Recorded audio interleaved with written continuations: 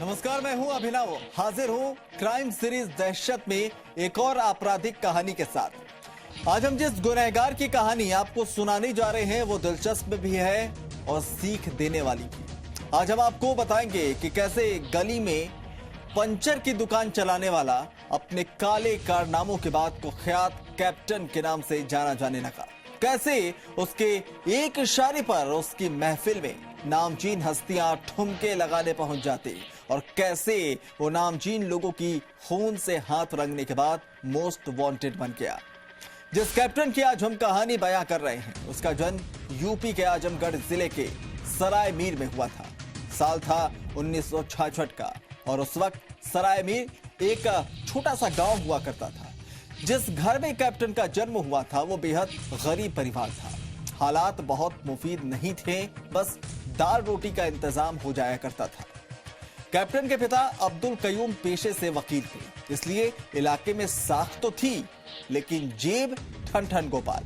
कहते हैं वक्त की करवट ही भविष्य की कहानी लिखती है। कैप्टन के साथ भी कुछ ऐसा ही हुआ। रोड एक्सीडेंट में पिता की मौत हो गई और गुर्बत ने परिवार को चौतरफा घेर लिया। पिता के मरने के बाद घर चलाने के लिए कैप्टन गांव में ही पंचर बनाने की दुकान शुरू करता है, लेकिन पंचर की दुकान से घर चलाना मुश्किल होता देखकर वो दिल्ली की तरफ अपना रुख कर लेता है। दिल्ली में वो टैक्सी ड्राइवर का काम करता है, लेकिन यहां भी वो कुछ खास नहीं कमा पाता। साल 1985 कैप्टन मुंबई आ जाता है। मुंबई के अंधेरी में वो ब्रेड डिलीवरी बॉय का काम करता है। एक दिन वो अपने साथ काम करने वाले लड़के को किसी बात से नाराज होकर बुरी तरह से पीट देता है। पीटने के बाद उस पर पहला मुकदमा दर्ज होता है। साल 1990 के दौर में उस वक्त कैप्टन मुंबई के जोगेश्वरी में आराशा शॉपिंग मॉल में काम करने लगा। उस मॉल में कुछ लोग ऐसे भी आते जाते थे जो अंडरवर्ल्ड से संबंधित थे। वो मॉल में भाईगिरी करते, उगाही का काम करते। उन्हें देखकर कैप्टन उनसे बहुत प्रभावित हुआ। कैप्टन भी अब बड़े बड़े सपने देखने लगा कि लोग उससे भी खौफ खाएंगे। उसकी यही ख्वाहिश अपराध का नया एक आईना उसे दिखा रहा था और एक नई कहानी यहीं से लिखी जानी थी। कैप्टन चाहता था कि किसी भी तरह से वो भी अब जल्द से जल्द अमीर बन जाए।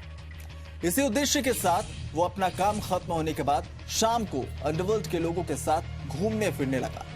इन लोगों के साथ मिलकर उसकी पहचान आने वाले समय में दाऊद इब्राहिम के छोटे भाई अनीस इब्राहिम से भी हो गई। अनीस उसे ड्राइवर के तौर पर काम पर रखता है। बाद में कैप्टन दाऊद के गिरोह के लोगों को हथियार और बंदूकें पहुंचाने जैसे काम करने लगा। अनीस ने उसे सोने की स्मगलिंग कैसे की जाती है ये काम भी सिखा दिया, जिससे अपराध के रास्ते पर कैप्टन और तेजी से आगे बढ़ता चला गया। 90s में मुंबई पुलिस डी कंपनी के बहुत से शूटर्स को एनकाउंटर में मार रही थी, या दूसरे गिरोह के लोग जो है आपस में ही शार्प शूटरों को मार रहे थे, काम तमाम कर रहे थे। तब कैप्टन अपने गांव आजमगढ़ से बेरोजगार मुस्लिम लड़कों को बुलाता, उनसे किसी को मारने का काम कराता और काम होने पर वापस भेज देता। उन लड़कों का क्रिमिनल रिकॉर्ड नहीं होने की वजह से वो मुंबई पुलिस के कभी हाथ नहीं आते थे। अब कैप्टन का डी कंपनी में रुतबा लगातार तेजी से बढ़ता जा रहा था। कैप्टन का ये जुगाड़ डी कंपनी को खूब पसंद आ रहा था, जिसके बाद उसे बॉलीवुड से वसूली का काम दिया गया। ये काम कैप्टन छोटा शकील के अंडर में रहकर करने लगा। जब कैप्टन वसूली किंग के नाम से कुख्यात हो चुका था, उस वक्त उसकी दहशत किस बुलंदियों पर थी उसे आप एक वाक्य से समझ सकते। हुआ यूं था कि प्रदीप जैन नाम के एक शख्स को कैप्टन ने डोंगरी की प्रॉपर्टी खाली करने को कहा। जब प्रदीप ने ऐसा करने से मना कर दिया, धमकी को हल्के में लिया, तो 7 मार्च 1995 को प्रदीप के दफ्तर में घुसकर उसे गोली मार दी गई और उसकी 13वीं के दिन कैप्टन ने उसकी बीवी को फोन कर कहा कि अगर प्रदीप ने उसकी बात मान ली होती तो तुम विधवा नहीं होती। कैप्टन ने कहा कि अभी भी अगर उसे प्रॉपर्टी नहीं देनी है तो फिर वो उसकी पूरी नस्ल मिटा देगा। कैप्टन कितना निर्दयी हो चुका था इसका अंदाजा आप इस बात से लगा सकते हैं कि उसने मशहूर संगीतकार गुलशन कुमार को पैसे ना देने पर गोलियों से भुनवा दिया, और जब यह वारदात अंजाम दिया गया उस वक्त वो फोन पर सिर्फ इसलिए कनेक्ट रहा ताकि वो गुलशन कुमार की चीख सुन सके। कैप्टन अब कुख्यात कैप्टन बन चुका था, लेकिन कहानी में यहां से नया मोड़ आने वाला था। वह यूं कि दाऊद और छोटा शकील की राहें जुदा हो गई। दाऊद ने छोटा शकील को खत्म करने की कई कोशिशें की, लेकिन हर बार नाकाम रहा। फिर उसके निशाने पर खुद कैप्टन आ गया, क्योंकि कैप्टन ने दाऊद और छोटा शकील में से छोटा शकील का साथ चुना था। अब खुलकर मौत का नंगा नाच जारी हो चुका था। अब कैप्टन की चर्चाएं छोटी बड़ी गलियों में भी गूंजा करने लगी थी।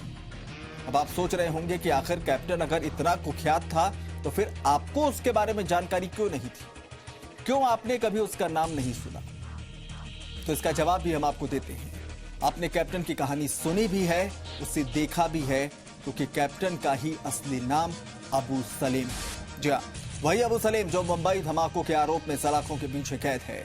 अब अबू सलीम पर 1993 मुंबई सीरियल ब्लास्ट में हथियार और बारूद को उसके उचित ठिकाने तक पहुंचाना, गुलशन कुमार की हत्या, फिल्म अभिनेत्री मनीषा के सेक्रेटरी पर फायरिंग, बिल्डर प्रदीप जैन की हत्या जैसे 60 से ज्यादा मामलों का आरोप साबित हो चुका है और वो उम्र कैद की सजा काट रहा है। लेकिन आप सोचेंगे कि अगर वो अंडरवर्ल्ड का इतना बड़ा डॉन था तो फिर वो पुलिस के हत्थे कैसे चढ़ गया? तो आपको बता दें, मोहब्बत में दगाबाजी ने उसका ये हाल कर दिया। वह यूं था कि दाऊद हर हाल में अबू सलीम को मार देना चाहता था।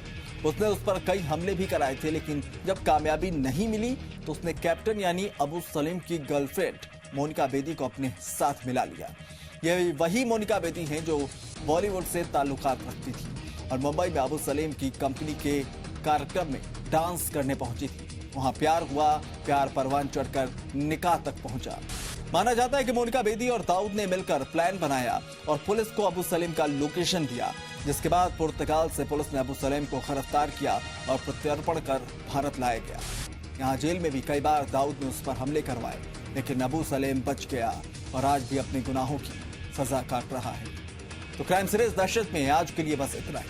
फिर हाजिर होंगे दहशत की एक और नई कहानी के साथ। तब तक के लिए नमस्कार।